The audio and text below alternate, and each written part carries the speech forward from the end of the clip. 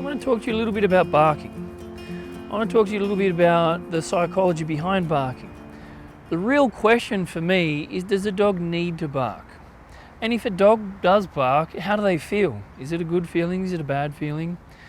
So if your dog feels the need to bark, to me, and hopefully to you as well, there's something wrong. Whether someone's threatening to break into your house, for me that's normal. A dog should bark in that scenario. But if someone's walking past your house, there is no reason for your dog to bark. Your dog should not be barking. We call that territorial behaviour. Because territorial behaviour is the dog saying either I don't want you here, or they're alerting them that they're there. But again, while you're home, and even if you're not home, there's no purpose in that. And when you look at the dog, you'll see how tense the dog is. You'll see the tail up and really fast like this, and this doesn't mean happy, but the truth comes from the eyes. So when you look at the dog's eyes, you'll see how tense the dog truly is. So the dog should have the ability of having someone walk past your house, or a dog walk past your house, and stay relaxed and not care. So it's our responsibility to communicate to the dog that certain behaviours are unacceptable. Because if we just let happen whatever happens, some dogs bark, some dogs don't. But the dogs that do bark, they shouldn't be. So what we want to do is take total control of our dog. And if you've got control at the beginning from a puppy, you'll find they won't bark in the first place. So if you watch a lot of our other videos, you'll start to see these interactions actually prevent barking. So people ask me all the time, how do you stop barking? For me, the real answer to that is to prevent it. Because if you're controlling your dog and you've got a relaxed dog, they don't feel the need to bark. They don't care. They feel and trust you that this is your home and you're responsible for the home. But if someone does break into the house or create threat, your dog should be there to back you up, and most dogs will. So if we speak to someone and they ask me, why doesn't a dingo bark? And for me, the answer is very simple, because dingoes are raised by dingoes. And when a dingo is raised by a dingo, they're not unstable, they're not frazzled, they're confident, they're calm, they don't care, there's no reason to bark.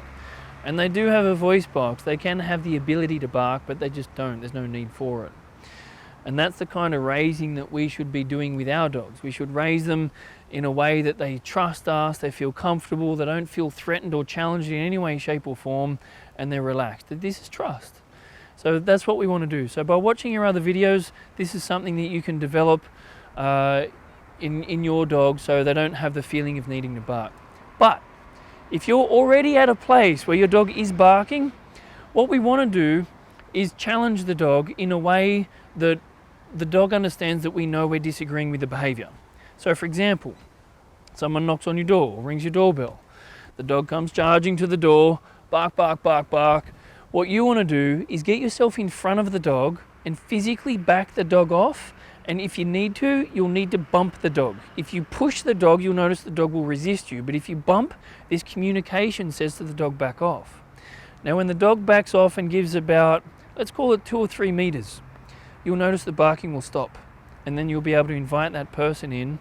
And some cases, not all, but some cases, even if the dog's barking and territorial and the dog's aggressive to a visitor, that backing off behaviour can also prevent aggression.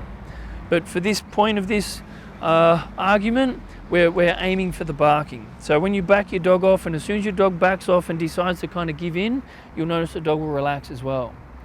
So if you want to set yourself up for success, put someone out the front, ready to ring the doorbell, but you be standing at the front door when your dog comes, and you cut the dog off at the pass. That will prevent the dog getting there in the first place.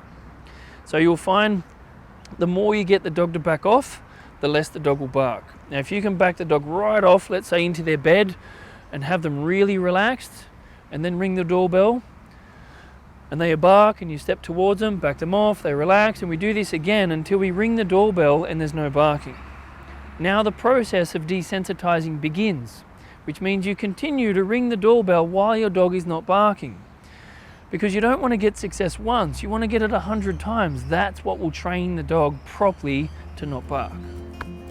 So for more information, go to dogbehaviorspecialist.com.au, like us on Facebook, and don't forget to subscribe.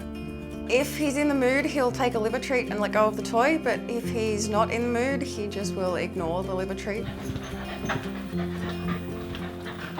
Bum to face, let them smell each other.